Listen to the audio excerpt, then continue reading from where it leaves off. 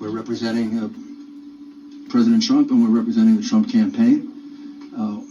When I finish, Sidney Powell and then Jenna Ellis will follow me, and we will present in brief the evidence that we've collected over the last, I guess it is 2 weeks. Also, Joseph DeGenever, Victoria Tenzing are here with me. There are a lot more lawyers working on this, but we're the senior lawyers, and Boris Epshteyn. So, I guess the best way to describe this is when we began our representation of the president, we certainly were confronted with a very anomalous set of results. The president way ahead on election night, 700,000 or 800,000 in Pennsylvania. Somehow he lost Pennsylvania.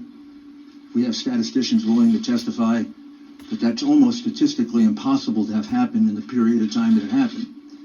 But of course, that's just speculation. As we started investigating, both our investigations and the very patriotic and brave American citizens that have come forward are extraordinary. Extraordinary number of people, extraordinary number of witnesses. And what emerged very quickly is there's not a singular voter fraud in one state. This pattern repeats itself in a number of states. Almost exactly the same pattern, which to any experienced investigator, prosecutor, would suggest that there was a plan from a centralized place to execute these various acts of voter fraud, specifically focused on big cities, and specifically focused on, as you would imagine, big cities controlled by Democrats, and particularly focused on big cities that have a long history of corruption. The number of voter fraud cases in Philadelphia could fill a library. Just a few weeks ago, there was a conviction for voter fraud, and 1-2 weeks before that. And I've often said, I guess sarcastically, but it's true, the only surprise I would have found in this is if Philadelphia hadn't cheated in this election. Because for the last 60 years, they've cheated in just about every single election. You could say the same thing about Detroit. Each one of these cities are cities that are controlled by Democrats, which means they can get away with anything they want to do. It means they have a certain degree of control over, certainly control the election board completely, and they control law enforcement, and unfortunately, they have some friendly judges that will issue ridiculously irrational opinions just to come out in their favor. So let's start with the specifics. Pennsylvania. In Pennsylvania, the margin of victory now for Biden, which is not a victory, it's a fraud, is 69,140 votes. The reality is that we are now at a count of 682,770 ballots, for which we have affidavits that there was no inspection of that ballot at the time that it was entered in the vote. It was a mail ballot. Mail ballots are particularly prone to fraud.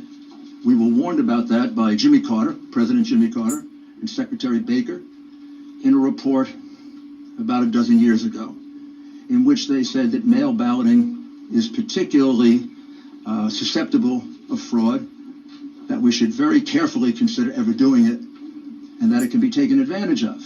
Justice Souter warned us of the same thing in a comment in an election law case. And even the New York Times wrote articles about how dangerous mail-in voting was. And this is the first time we ever did it en masse, and I think we proved that all three are prophets. It's not only susceptible to fraud, it is easily susceptible to fraud, particularly if you have a plan or scheme which sounds eerily similar to what Joe Biden told us a few days before the election, that he had the best voter fraud team in the world. Well, they were good. I don't know that they were that good because they made significant mistakes, like all crooks do, and we caught them. One of them was pushing out Republican inspectors. every state, almost every civilized country, even Tanzania and places that you wouldn't think of, have rules about inspectors, particularly for mail-in ballots. And why particularly for mail-in ballots? Because they can more easily be defrauded, and you can't check on it. People who have never done a mail-in ballot, I'm going to show you why it's so easy. Well, you fill out an envelope like this. You put your, usually in New York it would be your assembly district and the precinct in which you're voting. You fill out your name and your address, and you sign it. You then use an inner envelope, and you put the ballot inside the inner envelope. You seal it all, and you send it in. When it's being counted, almost invariably in the United States, up until the mass cheating that went on in this election, a Republican and a Democrat inspector, as well as others, if there are other parties, is allowed to watch the unsealing of this ballot. It used to go on all over America when we conducted honest elections. Because the only time you can ever find out if it's a fraudulent ballot is when it is looked at. The minute you approve this, it's thrown away, gone for eternity. The only thing left is the vote. That could have been Mickey Mouse. That could have been a dead person. That could have been not filled out properly. That could have been the same person 30 times. That could have been, and all these things have happened, by the way. That could have been nothing filled out. We never know. So, for example, the recount being done in Georgia will tell us nothing, because these fraudulent ballots will just be counted again because they wouldn't supply the signatures to match the ballots. So it means nothing to have counted these ballots because, for example, in Pennsylvania, where we have probably our most precise evidence, 682,770 of these ballots were cast, put in, and they weren't inspected, which renders them ballots that are null and void, cannot be counted, have to be removed from the vote. Why? For several reasons, not the least of which is that was basically only one of two places in the state where it was done. So in the other parts of the state, there was a legitimate inspection of the ballots. So if you have two different standards in different parts of the state, one favoring one part of the state, the other disfavoring the other part of the state, that's a classic violation of the Equal Protection Clause of the United States Constitution. Bush v. Gore being the most recent case that teaches that. That's not the only fraud that went on in Pennsylvania. All of the other frauds carried out in the other states by the Democrat bosses happened there as well. For example, if you've made a mistake in that ballot and you lived in Philadelphia or in Pittsburgh, you were allowed to fix the mistake. But if you lived in what would be considered more Republican or Trump parts of the state, you were given no such right. One of our plaintiffs, Mr. Henry, cast an absentee ballot, and he failed to put it in the secure envelope inside. He just put it in open, naked. That ballot was cast aside because it was invalid, because that breaks the privacy of the vote. In Pittsburgh and in Philadelphia, if they noticed that there wasn't an inner envelope, they'd contact the voter and allow him to vote again.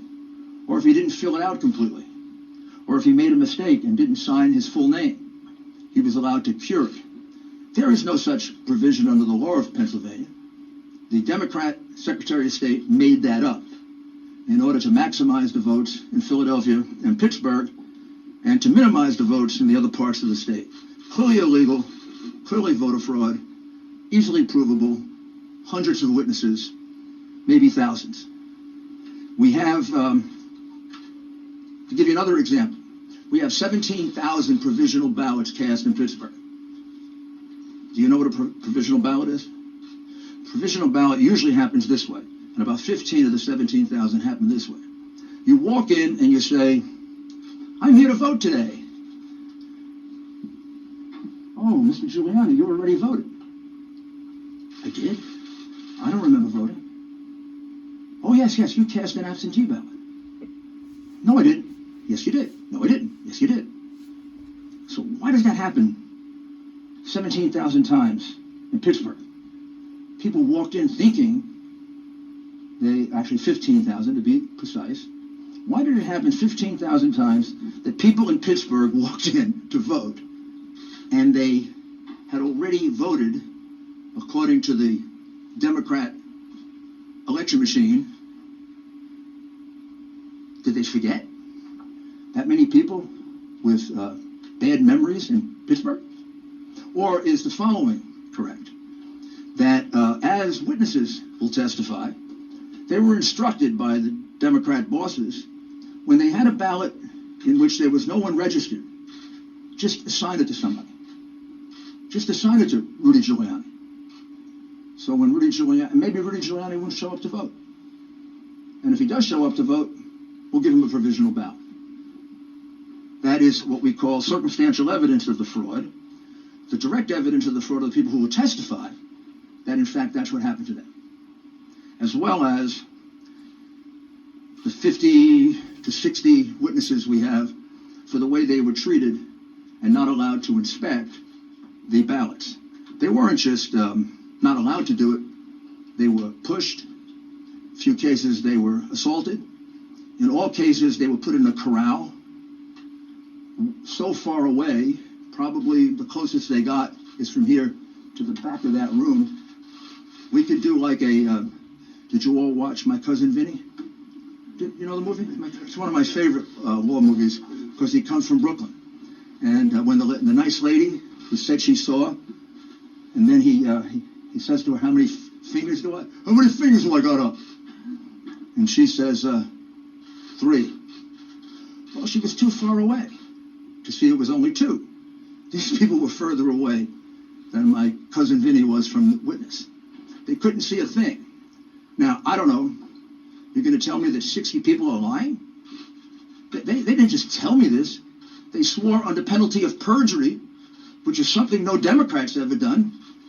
You don't even ask Biden about this. You don't put him under penalty of perjury. He doesn't even get asked questions about it. He doesn't get asked questions about all the evidence of the crimes that he committed. These people are under penalty of perjury. Their names are on an affidavit. They swear that they weren't allowed to carry out their function as inspectors. And it's not just a technical thing. There's a reason they did it. Why would you not allow people to carry out the function they've been allowed to do for 50 years, 60 years? Why wouldn't you allow inspections of those ballots? Because you knew you were going to use those ballots to catch Biden up. And you had a big road ahead of you. You had to catch him up for 700,000 to 800,000 votes that he was behind. And the only way you were going to do it was with the mail-in ballots.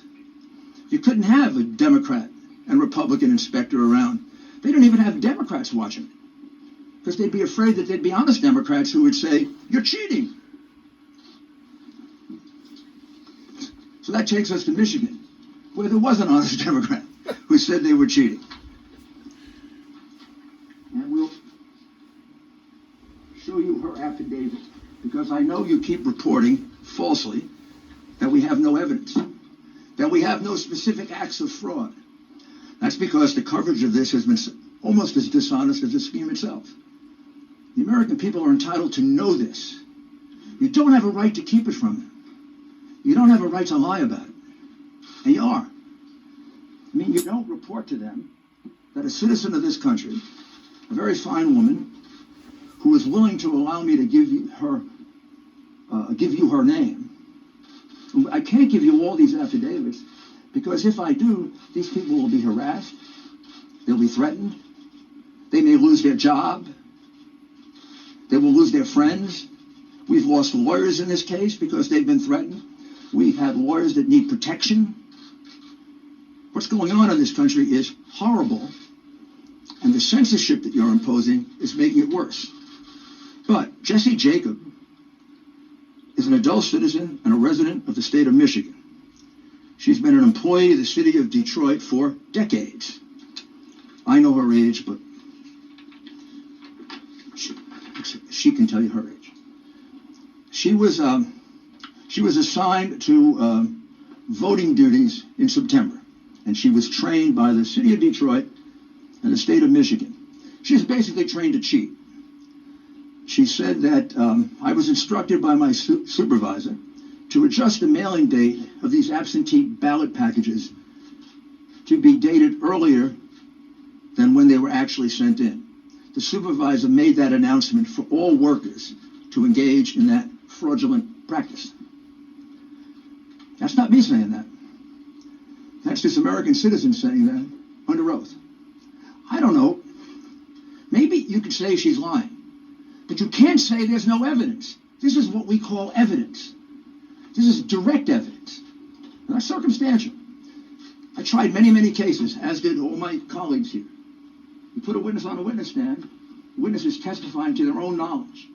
This witness goes on the witness stand and she will say, I was told to adjust the date on the absentee ballots. I witnessed election workers and employees going over to the voting booths with voters in order to watch them vote and coach them for whom to vote. Completely illegal. She will testify to that. I don't know.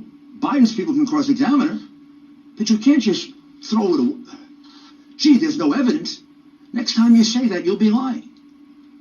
Because there is evidence. Oh, by the way, this is public. You can all get it. It's attached to the complaint in Costantino versus the city of Detroit. Then she was instructed by my supervisor not to ask for a driver's license or any photo ID when a person was trying to vote. Don't ask for identification.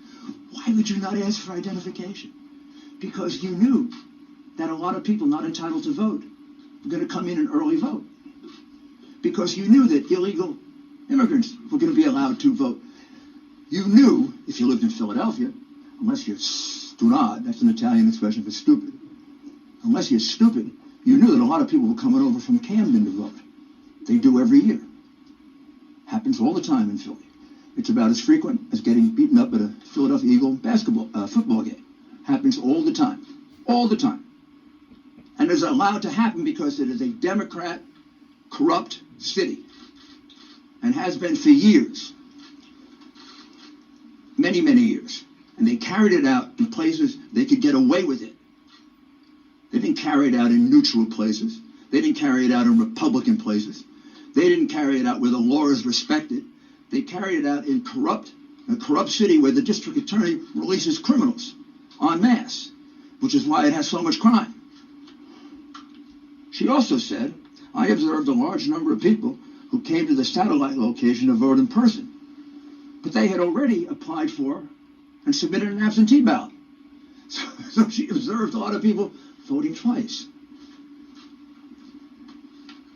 Again, this is Jessie Jacob, not me. I was instructed not to invalidate any ballots and not to look for any deficiency in the ballots. Why would you do that? Because you're cheating. On purpose cheating. Intentionally cheating. You're cheating as an institution. This is an instruction from the election commissioner or the employer to the worker. Don't look for any deficiencies in the ballots. I was instructed not to look at any of the signatures of the absentee ballots. If she was instructed not to look for any of the signatures on the absentee ballots, why the heck do you sign it in the first place? In order to identify it. She was instructed not to do that because many of the absentee ballots were fraudulent, and they knew that. want to have a count of that. On November 4, 2020, I was instructed to improperly predate the absentee ballots when the receipt date was actually was after November 3rd, 2020. Now, this is really significant because Justice Alito of the Supreme Court instructed Pennsylvania that any ballot that comes in after 8 o'clock on November 3rd, 2020, had to be put aside and not opened, because there's a question as to its legality and its constitutionality. What she's telling you is that they blatantly disregarded that order, that they took ballots that were marked the 4th and the 5th and the 6th, and they marked it down for the 3rd, in blatant disregard of the order of the United States Supreme Court. This is I don't know if she's a Democrat or Republican. I assume if she's working for the city of Detroit, that she's a Democrat. I assume, but I may be wrong. She's a citizen. I've never met her, never coached her. And I'd like you to note that it's signed under penalties of perjury. We have 100 more of these. I can't show them to you because those people don't want to be harassed. They don't want to have their lives torn apart by the goons on the other side. We don't do that to them. They've done that to a lot of our people. They've done it for 4 years. And it's outrageous that it's tolerated, and it's tolerated because you condone it in the press, and you don't cover it, and you don't condemn it. And it shouldn't happen to a Republican or a Democrat. A lawyer shouldn't have to withdraw from a case because he's representing the President of the United States. There are many more affidavits here. I'd like to read them all to you, but I don't have the time. You should have had the time and energy to go look for them. That's your job. Like it's my job to defend the President and to represent the President. It's your job to read these things and not falsely report that there's no evidence. Do you know how many affidavits we have in the Michigan case? 220 affidavits. They're not all public, but 8 of them are. 4 affiants here, those are people who give affidavits, report an incident that under any other circumstances would have been on the front page of all your newspapers if it didn't involve the hatred that you have, the irrational, pathological hatred that you have for the President.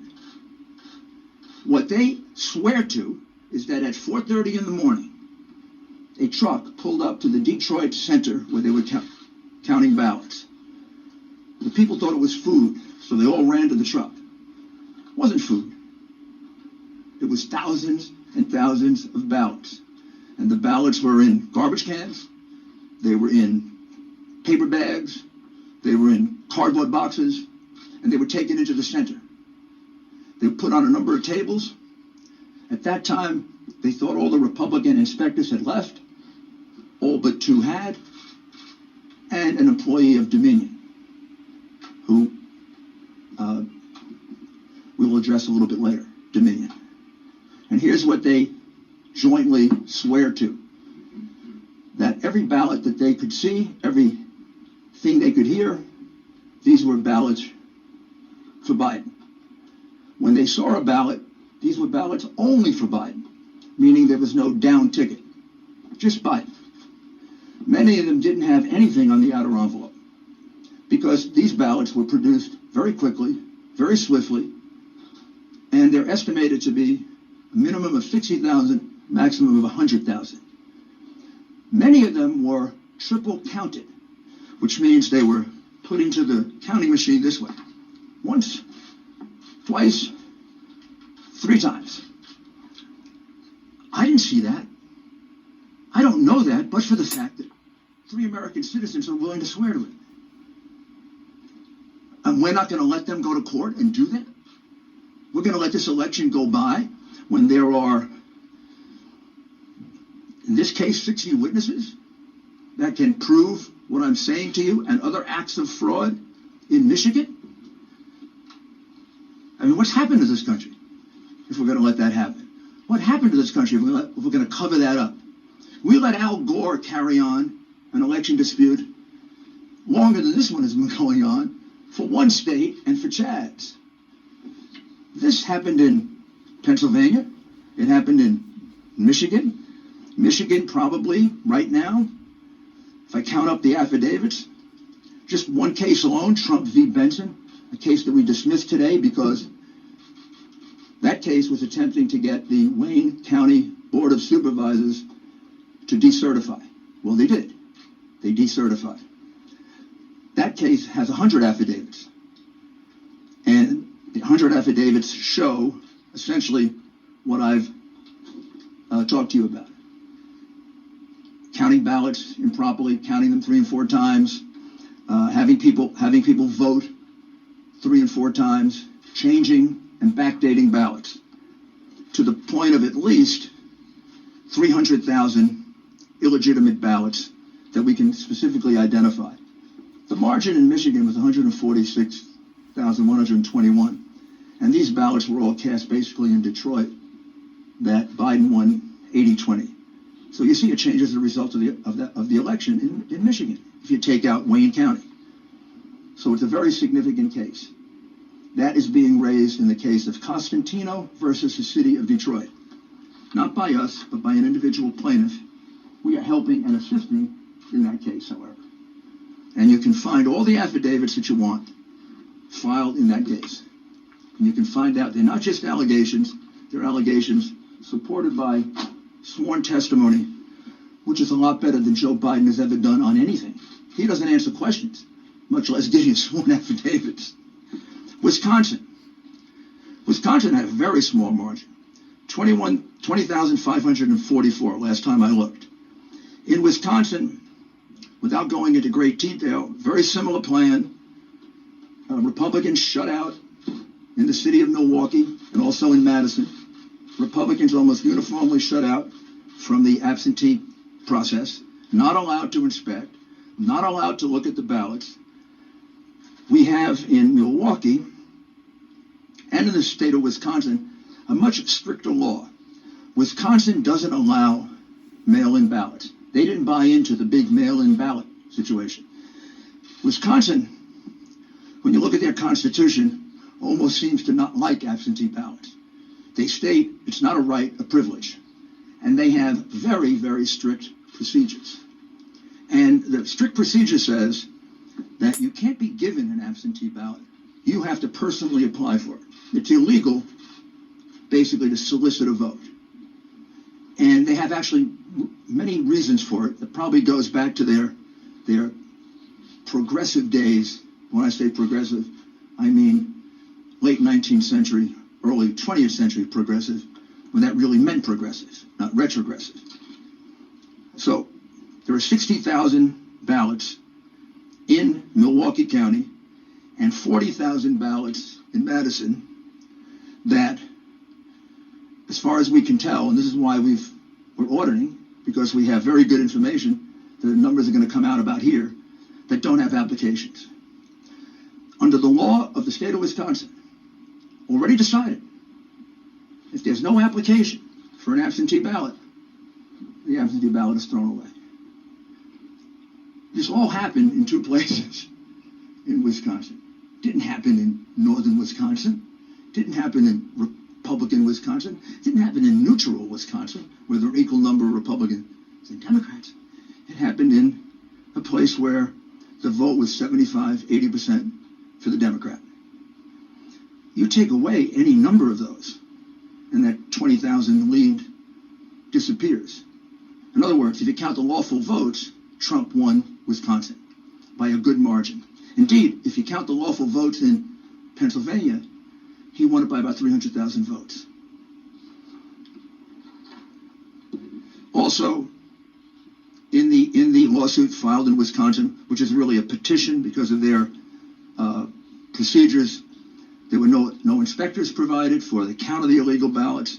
There were numerous backdated ballots. We're just counting them now, run over into the thousands. And there were many precincts in which there was an overvote. Now let me explain to you what an overvote is, which is something you should have explained to the American people, because it's about the clearest circumstantial evidence of massive fraud that you can have. An overvote is if 200% of the people who are registered in a district vote. Think about that. 200% of the registered voters in a district vote. What does that mean? That means somebody voted twice. That means somebody who's not entitled to vote voted, an illegal, a person from another city or state, a person who's not registered. But what it means is that those are illegitimate votes. You don't have an overvote of 200% or 300%. You don't have an overvote of 100%.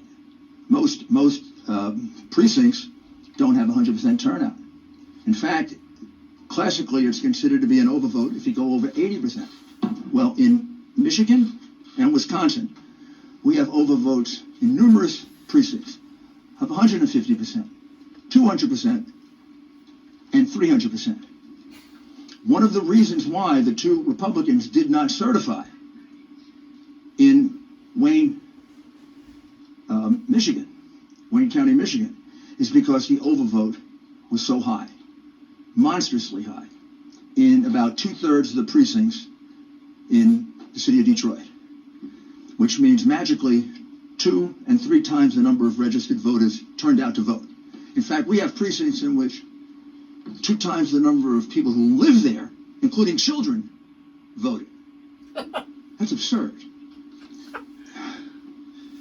The frustration of this is, what I'm describing to you is a massive fraud. It isn't a little teeny one. It isn't, 100 votes switched here or there. Georgia, we're about to file a major lawsuit in Georgia. That'll be filed probably tomorrow.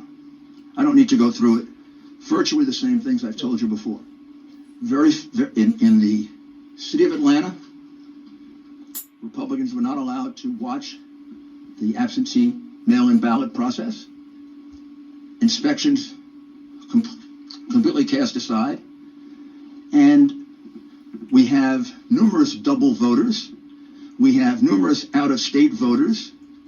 And we have specific evidence of intimidation and changes of vote. That'll all be in the lawsuit that comes out tomorrow. Arizona is a state that we're looking at very, very carefully. I would say we're probably going to bring a lawsuit in Arizona. More than probably. I think we are going to bring a lawsuit in Arizona. We're still collecting that evidence. And the state that we're looking at that would surprise you is we have very, very significant amount of fraud allegations in the state of New Mexico, and we have a significant number of allegations in the state of Virginia. I don't know yet whether the number in Virginia will reach a number that can turn the election. In the states that we have indicated in red, Georgia, Pennsylvania, Michigan, Wisconsin, Nevada, and Arizona, we more than double the number of votes needed to overturn the election in terms of provable illegal ballots. All you got to do to find out if I'm misleading you at all is to look at the lawsuits. Look what's alleged. Look at the affidavits. Maybe we can supply more affidavits. In order to do it, I have to get permission from the people. But in the materials I have here, there are at least 10 that come from citizens. We have 1,000 at least. And we're getting more every day. And there are other aspects of this fraud that at this point, I really can't reveal. This is really enough. It's enough to overturn any election. It's disgraceful what happened. And I'll conclude by asking you to just think about this for a minute. What happened on the morning of November 3rd when they were going to count this new kind of ballot, this mail-in ballot? Did every Democrat leader in Pennsylvania and in Michigan and in Wisconsin and in Georgia and in Nevada and in Arizona, they all wake up and all separately have the same idea? Did they all separately have the idea that we're going to put Republican inspectors in pens? We're not going to let them look at mail-in or absentee ballots? They all independently come up with that. Like, just by coincidence. They say, hey, we're going to put the Republicans in pens and corrals. We're going to do it in Pittsburgh. We're going to do it in Philadelphia. We're going to do it in Detroit. We're going to do it in Milwaukee. We're going to do it in Las Vegas. We're going to do it in Phoenix. What did I miss? Oh, we're going to do it in Atlanta. Or isn't the logical conclusion that I think any jury would accept as they heard this evidence that somebody had this plan? Maybe that was always the plan, to do this very, very questionable form of voting, which has been criticized by President Carter, by Secretary Baker, by most experts on election reform. I think the logical conclusion is this is a common plan, a common scheme. It comes right directly from the Democrat Party, and it comes from the candidate. Clearly. That's the reason why Hillary Clinton said, don't concede, even if you're losing. That's the reason we had a Freudian slip by the candidate. And he said he had the best voter fraud team in the country. That's the reason why he probably didn't have to go out and campaign. He had to have known what they were going to do. This had to be planned in advance. I'm kind of checking, did they go, to the same contractor to get the corrals to put the Republicans in? And this is a disgraceful thing that was done in this country. Probably not much more disgraceful than the things these people did in office, which you didn't and don't bother to cover, and you conceal from the American people. But we let this happen. We use largely a Venezuelan voting machine, in essence, to count our vote. We let this happen, we're going to become Venezuela. We cannot let this happen to us. We cannot allow these crooks, because that's what they are, to steal an election from the American people. They elected Donald Trump. They didn't elect Joe Biden. Joe Biden is in the lead because of the fraudulent ballots, the illegal ballots that were produced and that were allowed to be used after the election was over. Give us an opportunity to prove it in court, and we will. Now I'm going to ask Sidney Powell to describe to you what we can describe about another totally outrageous situation. I don't think most Americans know that our ballots get calculated, many of them outside the United States, and are completely open to hacking, completely open to change. And it's being done by a company that specializes in voter fraud. I'll let Sidney describe that to you. Oh, boy. Thank you, Rudy. What we are really dealing with here and uncovering more by the day is the massive influence of communist money through Venezuela, Cuba, and likely China in the interference with our elections here in the United States. The Dominion voting systems, the Smartmatic technology software, and the software that goes in other computerized voting systems here as well, not just Dominion, were created in Venezuela at the direction of Hugo Chavez to make sure he never lost an election after one constitutional referendum came out the way he did not want it to come out. We have one very strong witness who has explained how it all works. His affidavit is attached to the pleadings of Lynn Wood in the lawsuit he filed in Georgia. It is a stunning, detailed affidavit because he was with Hugo Chavez while he was being briefed on how it worked. He was with Hugo Chavez when he saw it operate to make sure the election came out his way. That was the express purpose for creating this software. He has seen it operate, and as soon as he saw the multiple states shut down the voting on the night of the election, he knew the same thing was happening here, that was what had gone on.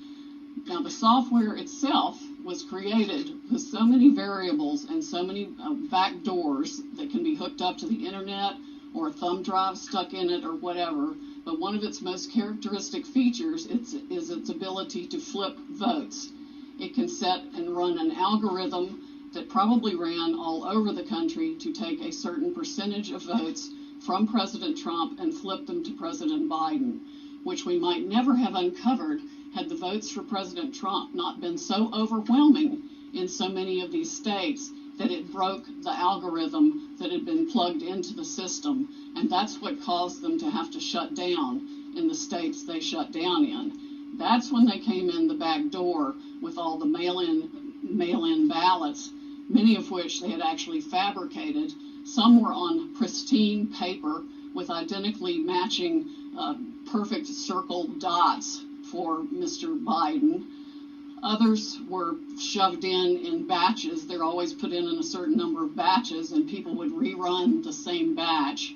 This corresponds to our statistical evidence that shows incredible spikes in the vote counts at particular times, and that corresponds to eyewitness testimony of numerous people who have come forward and said that they saw the ballots come in the back door at that time. Notably, the Dominion executives are nowhere to be found now. They are moving their offices overnight to different places. Their office in Toronto was shared with one of the Soros entities. One of the leaders of the Dominion project overall is Lord Malloch Brown, Mr. Soros' number 2 person in the UK and part of his organization. There are ties of the Dominion leadership to the Clinton Foundation and to other known politicians in this country. Just to give you a brief description of how this worked, I'm going to quote from a letter that was written, and I will read that to make sure I get the quotes right. This person was objecting to the United States acquisition of Sequoia voting systems by Smartmatic, a foreign-owned company. I believe this transaction raises exactly the sort of foreign ownership issues that CFIUS is best positioned to examine for national security purposes. It's undisputed that Smartmatic is foreign-owned and it has acquired Sequoia. They keep changing the names as they go along. Different times when a problem comes up, they just create another corporation and call it a different name. But it was a voting machine company doing business in the United States. Sequoia voting machines were used to record over 125 million votes during the 2004 presidential election in the United States. Smartmatic now acknowledges that Antonio Mujica, a Venezuelan businessman, has controlling interest in Smartmatic, but the company has not revealed who all the Smartmatic owners are. According to the press, Smartmatic's owners are hidden through a web of offshore private entities, and that is, in fact, true.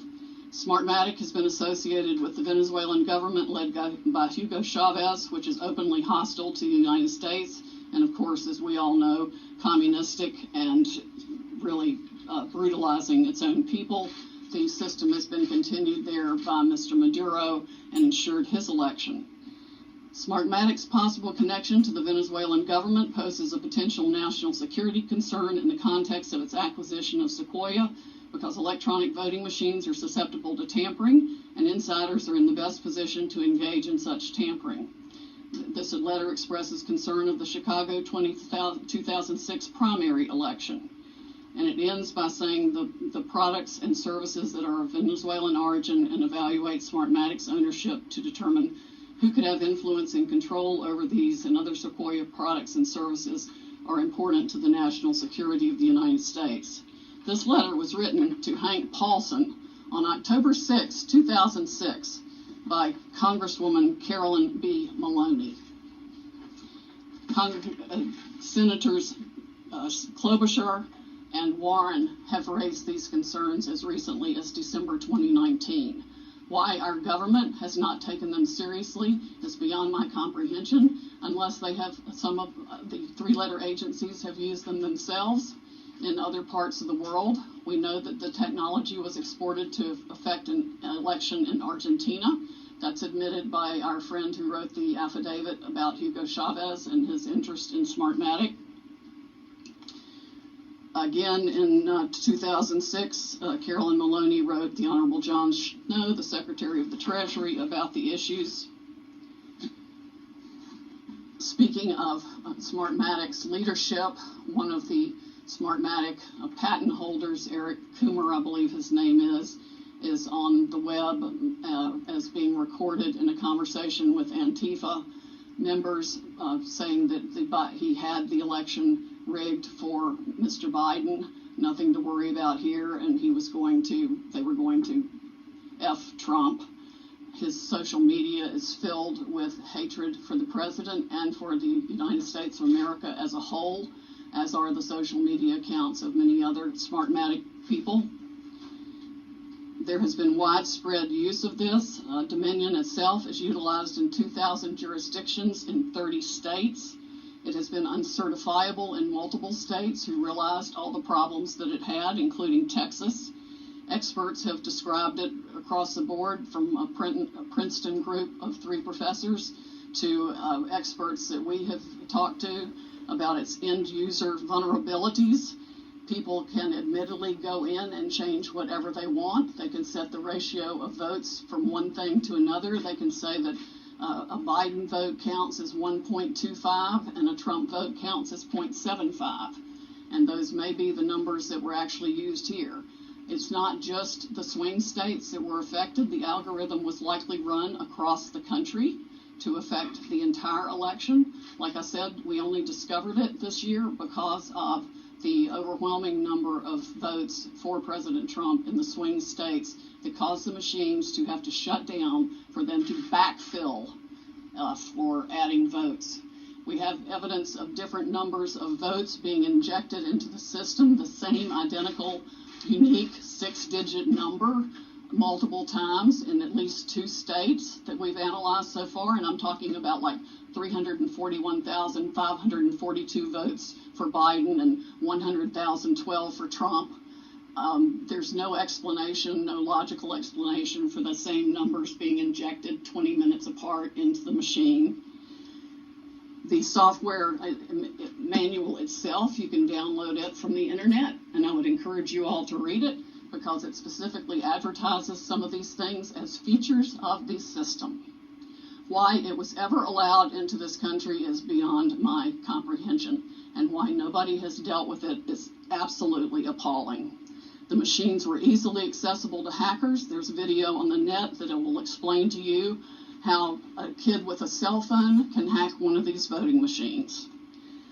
There's been no oversight of Dominion or its software. Workers in each county were trained by Dominion, but there's no evidence of any monitoring otherwise.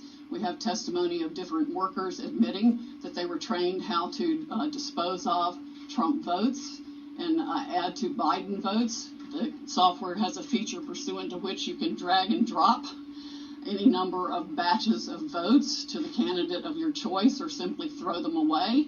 So we have mathematical evidence in a number of states of massive quantities of Trump votes being trashed, just simply put in the trash like you would on your computer with any file, and Biden votes being injected. That's addition to the flipping. I mean, it really happens in 2 ways. There's an algorithm that runs that automatically flips all the votes, and then each operator has the ability to go in, override settings. They can ignore a signature. They can ignore the top line of the ballot. They can go down ballot and select who they want to change the results for. The gentleman who founded Smartmatic, there's video of him on the internet explaining that, yes, at least one occasion, he admits they changed 1 million votes with no problem. Many of the jurisdictions that have had this problem might not have known of the issues, but many did. And I think a full-scale criminal investigation needs to be undertaken immediately by the Department of Justice and by every state's equivalent Attorney General's office or state investigatory unit, because there's evidence of different benefits being provided to the people who spent $100 million of taxpayer money at the last minute for their state to get the Dominion voting systems put in time for this election in different ways. There's one person that a lawyer told me got, quote, election insurance, meaning that he would be able to make sure he was elected. I'm sure they explained that feature in detail to many people who expressed interest in putting this voting system in.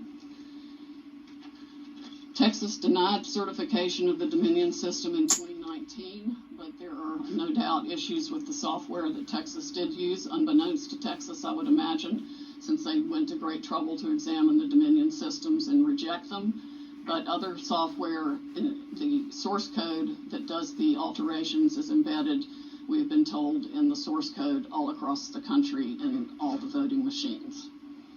There's no doubt it has been used to alter elections in other countries. We know specifically that Venezuela exported it for that purpose to Argentina and other Latin American companies to make sure that the corrupt rulers who were willing to pay the highest price for being in office were allowed to rig their elections. This is stunning, heartbreaking, infuriating, and the most unpatriotic acts I can even imagine for people in this country to have participated in any way, shape, or form. And I want the American public to know right now that we will not be intimidated. American patriots are fed up with the corruption from the local level to the highest level of our government, and we are going to take this country back.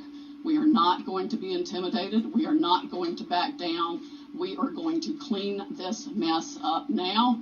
President Trump won by a landslide. We are going to prove it, and we are going to reclaim the United States of America for the people who vote for freedom. How come you're not suing in the Wisconsin counties that use this? Why are you only doing a recount? And excuse me that we're not out to the questions at this point. So excuse me, we're not at the questions at this point. My name is Jenna Ellis, and I'm the senior legal advisor to the Trump campaign, and I'd like to just explain now where we've been and where we're at and what you can expect from this process. So what you have heard, I'm sure, in the fake newspapers tomorrow will be one of two things. Either there was not sufficient evidence that we've presented, or we spoke too long. Okay, so what you've heard now is basically an opening statement. This is what you can expect to see when we get to court to actually have a full trial on the merits, to actually show this evidence in court and prove our case. This is not a Law and Order episode where everything is neatly wrapped up in 60 minutes. For those of you who are here in this room or have maybe tuned out in other networks, clearly you've never been court reporters.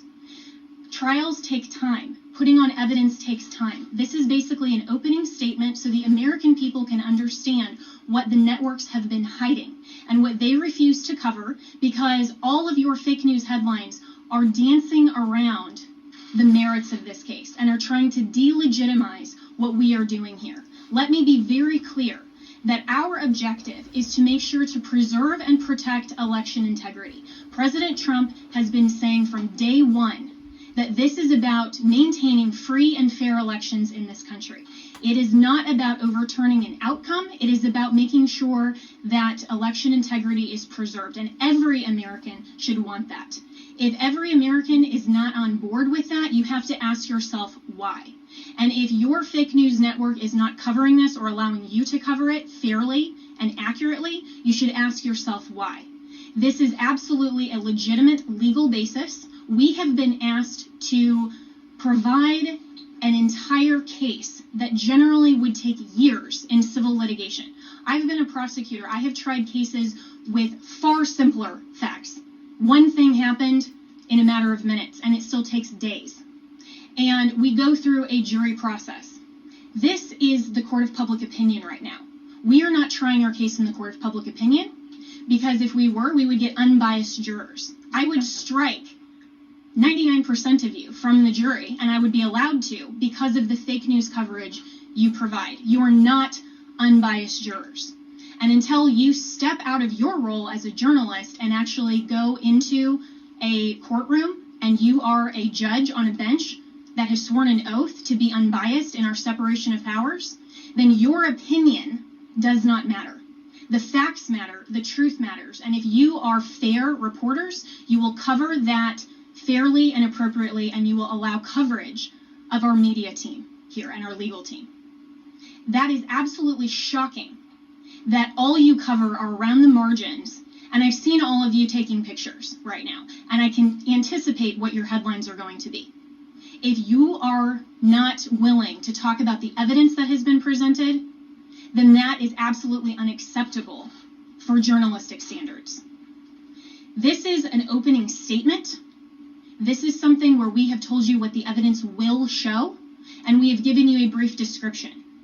That happens in a courtroom all the time, where that's not the fact-finding process. That is just an overview. That is what we have given you today because the American people deserve to know what we have uncovered in the last couple of weeks. Remember, this is such a short time frame. And this is an elite strike force team that is working on behalf of the president and the campaign to make sure that our Constitution is protected. We are a nation of rules, not a nation of rulers. There is not someone that just gets to pick who the next president is outside the will of the American people. And that is our task, because when we talk about voter fraud, it's actually election official fraud. That cannot stand. The Constitution requires that the state legislatures are the ones that make election law. It still has to go by the U.S. Constitution. But what has happened in this case is that state and local level officials, and all the way up, have changed the rules. That's what the Democrats do. If they don't like the rules, they change them. And they change them at the last minute. They manipulate them. They want to tear down our American system. Our founders were so brilliant that they anticipated this, that there would be corruption, there would be foreign influence, there would be attempts to manipulate the outcome of the election, especially with who they called our chief magistrate. I would encourage all of you to go home and actually read Alexander Hamilton's Federalist 68 and see what he described as an advocacy position to adopt and ratify the Electoral College and the process by which we select our president. We select our president through the Electoral College not because it disenfranchises voters, but because it is a security mechanism for exactly the type of corruption that we are uncovering. And every American should be grateful and thankful that our founders had the foresight to put in those protections and provisions to make sure that your legitimate legal vote is not disenfranchised. That is what we are advocating for. We want to make sure to protect election integrity, and your president, President Trump, we are so proud that he is in this fight because he understands that when he swore his oath of office, he swore an oath to uphold and defend the United States Constitution. That is what he is doing. And that is what we are doing. We are confident that through this multiple pathway to victory, we will get to the actual outcome that the evidence shows. But this is not about overturning an election on our part. It's about making sure that we protect and preserve free and fair elections for all future American elections. If the United States caves to corruption or this type of election integrity disaster, then no election will be secure from here on out. And we all need to be keenly aware of that. We are the representatives here that are standing in this gap and defending President Trump and defending you, the American people, at the end of the day. This is ultimately about the United States of America. And we want to make sure to protect and defend that. And as my colleagues have said, we will not back down. We won't be intimidated. President Trump will not be intimidated. You, the American people, should not be intimidated. You, the press, should cover this fairly and should know that this matters to election integrity and it matters to the future of our nation. So we have given you an overview, but recognize this is not a court of law. We will get there, and we have time. And we have constitutional provisions that will step in when we show the corruption and the irredeemably challenged and overturned votes that are absolutely corrupt in all of these counties. It is irredeemably compromised. We will show that, but you have to give us that opportunity. This has been just our opening statement, and we have an opportunity to get there, and we have time, and we will do that. This is the United States of America, and we stand proudly for President Donald J. Trump. Thank you.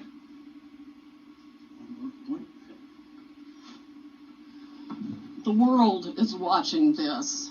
I have gotten multiple emails from people in other countries who watch the same pattern happen there. We have witness testimony that the same things were done in those countries as this was exported from Venezuela and by Maduro and by Mr. Chavez and by Cuba. And of course, we know China also has a substantial presence in Venezuela and substantial interest in making sure that President Trump does not continue in office. This is the consummate foreign interference in our election in the most criminal way you can possibly imagine. It must be shut down. We know, for example, that one of the Dominion's highest level employees or officers went to Detroit himself to man the Detroit Operations Center, where he could watch the votes coming in real time and decide what file folder in the system to put those votes into. That's why you see massive spikes after hours when people were told that all the votes were in and all the votes were counted. Many Dominion employees have already reached out to us to tell us the truth. They are Americans who want to ensure election integrity like we do. I would encourage every Dominion or Smartmatic employee who is fed up with the corruption in this country to come forward as soon as possible, because these are serious federal offenses that I am confident the Department of Justice will be in pursuit of in very short order if they are not already. All right, a few questions? Yeah, Mayor Giuliani, this sort of reminds us, 30 years ago, they had federal judges doing consent decrees over elections, so we had a federal judge overseeing the election through this old Chicago days. Will you be asking that in Georgia, where you have two Senate races, to have the U.S. District Court judges and federal authorities monitoring the elections? I can't say what's going to be done about. In every county, we have sort of a Operation Gray I'm Lord. sorry, I didn't, in what county? County, Pennsylvania, and Yes. Atlanta, there's sort of an Operation Gray Lord. Mhm. I don't know if you were Yep. informed of that. I know about it. I really can't give you an opinion on that. I think, obviously, every election official should learn something from this and be very, very careful with the next election. I know this is a lot of information that we've given you, probably because we're frustrated with what we keep reading and hearing in the censored press, which is that we have no evidence, we have no specifics, we have no backup for what we're saying, and you largely ignore the affidavits that are filed. Whether you agree or disagree with an affidavit, it's evidence. You can't say, I mean, you're just lying to the American people when you say there's no evidence. Sidney was giving you information that come from affidavits from other people that are given under oath. I was explaining things to you from affidavits that come from other people, American citizens, who swear under oath that they saw 100,000 ballots come in and that they were all for Joe Biden. And that I should point out, now that Sidney has spoken, that those happened just around the time that the Dominion or Smartmatic people called a halt to the election. And then you can also trace it with a very big spike in the vote count at exactly that time. Right up. So what we're telling you is supported by evidence. And we're going to have to present these because of the procedures that exist according to the different voting laws of the different states. For example, you asked us about Wisconsin. We have to first create a contest in Wisconsin before we can move to bringing a fulsome federal lawsuit. The contest, from everything I can see, is going to overturn the vote because it's going to show somewhere around 100,000 illegal ballots in 2 counties that Biden carried by 75, 80%. And you know how close Wisconsin is. And what I'm talking about is the absentee ballots for which there were no applications. And that's not just a small matter.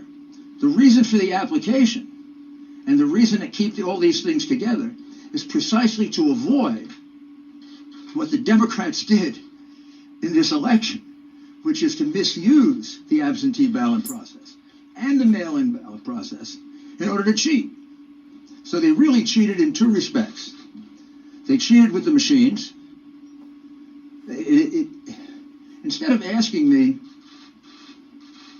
are we going to bring a lawsuit in Wisconsin, which we will if we have to, you should have asked me, And you should be more astounded by the fact that our votes are counted in Germany and in Spain by a company owned by affiliates of Chavez and Maduro. Did you ever believe that was true? Did any of you here believe that that was possible? Of course it's not. Of course it shouldn't be possible. I don't know if we're going to have time to develop all that in time to fill the requirements of all these cases. We have enough evidence without that to overturn this election. We have it from the affidavits of American citizens. But that's a matter of national security that we're talking about now. Very, very serious matter of national security. Please don't make light of it. And don't act like you knew it. Don't act like it isn't a surprise. If that's not a headline tomorrow, then you don't know what a headline is. There isn't a single person in this country that would have believed that we have states that are stupid enough to have our vote sent out of this country. You couldn't possibly believe that the company counting our vote, with control over our vote, is owned by two Venezuelans who were allies of Chavez, are present allies of Maduro, with a company whose chairman is a close associate and business partner of George Soros, the biggest donor to the Democrat Party, the biggest donor to Antifa, and the biggest donor to Black Lives Matter. My goodness, what do we have to do to get you to give our people the truth? Yes. Thank you, Giuliani. My name is Liz Willis with RSCN. Some on this legal team have mentioned before that people close to the Trump campaign are pressuring them to drop the investigation into Dominion.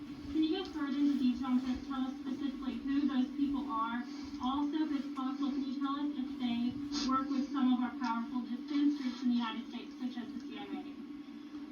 The last part was, do they work With defense groups. with defense groups and the CIA? First, I'm in charge of this investigation with Sydney and the people that you see here.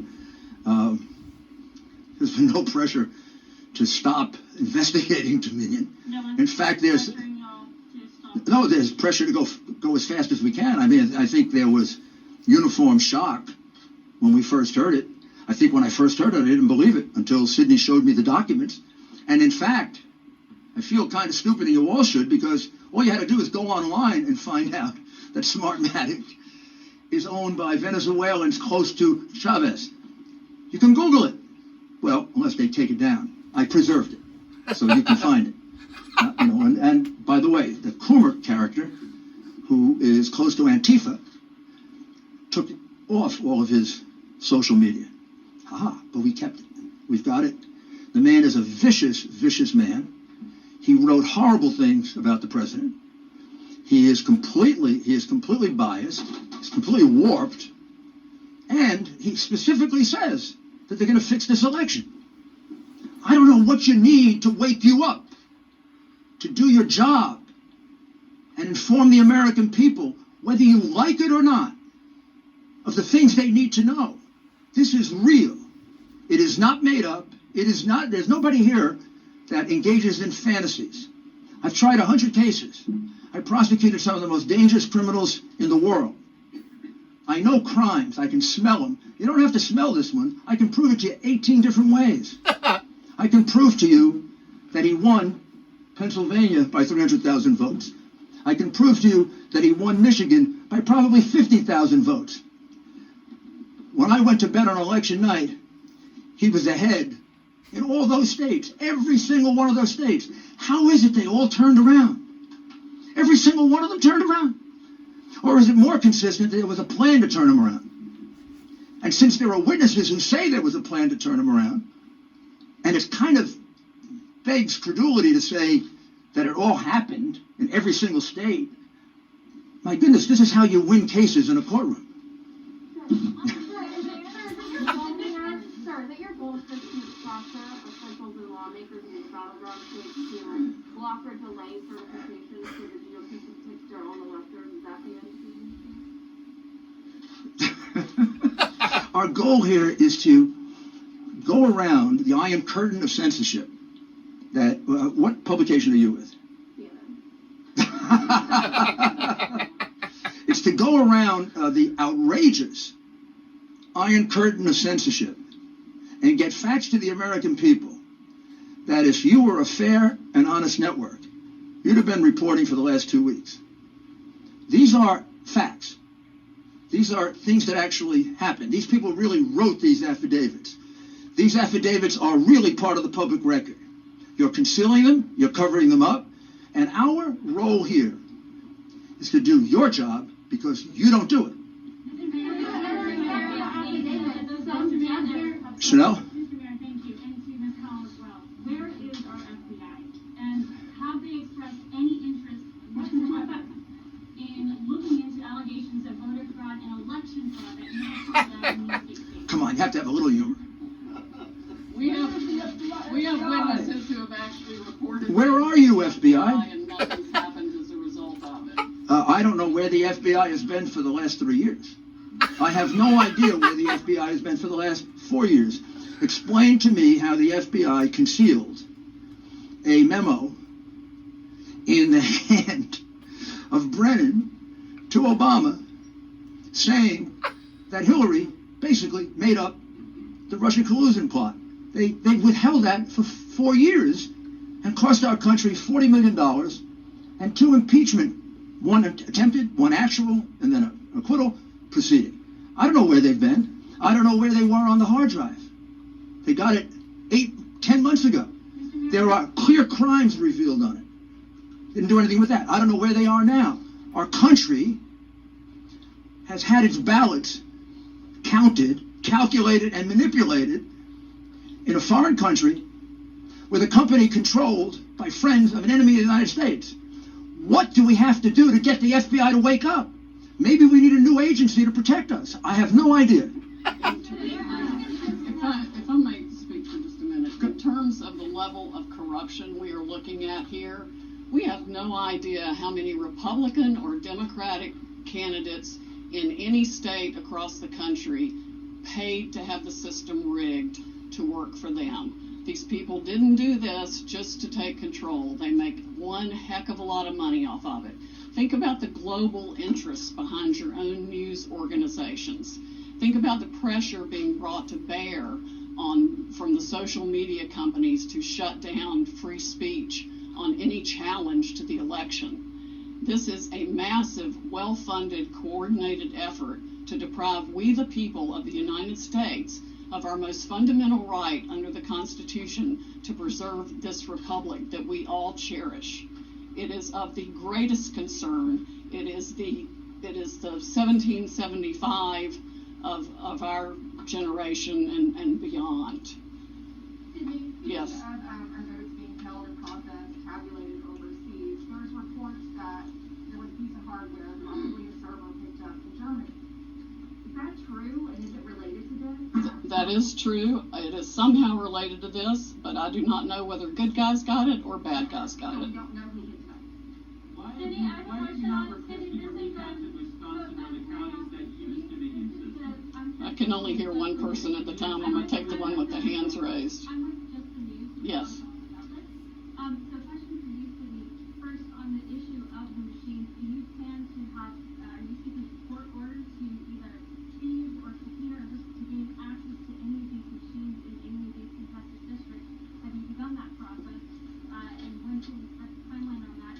And then for you, Mr. Mayor, you mentioned in Wisconsin and in Michigan these issues of overvoting. Where can we learn more about this? You're saying 150, 200%? Up to 350% in some places. Where would we get access to that data? And then to what extent were those people who showed up to vote in person? Because in Michigan, for example, they did allow same-day registration.